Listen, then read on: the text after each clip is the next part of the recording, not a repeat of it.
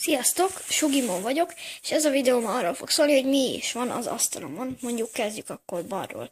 Ez itt egy necessár, amint szerintem ti is láthatjátok. Ez itt az egyik kedvenc könyvem, amit most olvasok. Olvasójegy, kis pénztárca, napszemüveg, megvakítalak titeket. Ez a lámpám, ugye, egy hőmérő,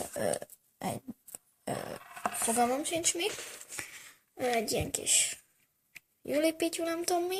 Ez egy általam készített szobadísz, amiről lehet majd lesz egy DIY videó. Mint láthatjátok, itt le van ragasztva. Azért, hogy nehogy kiboruljanak a gyöngyök. És egyébként ez egy sima befőttes üveg, amint ti is láthatjátok. Fehér, citromsárga, rózsaszín, piros, lila, kék és zöld gyöngyöket gyűjtögettem bele össze. Szerintem nagyon jól mutat. Ez itt a pálsajám.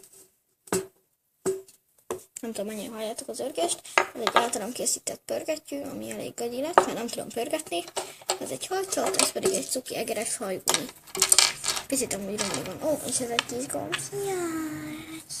Jaj.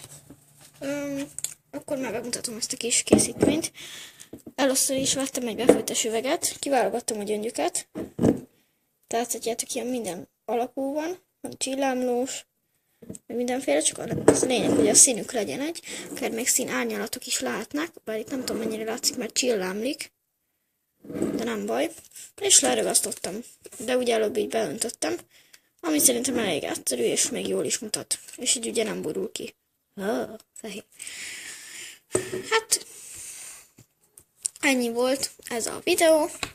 Remélem tetszett, és ha még akartok valami ilyesmi videót, esetleg DIY-t, vagy amilyen fajta videót szeretnétek, majd olyat én készítek nektek.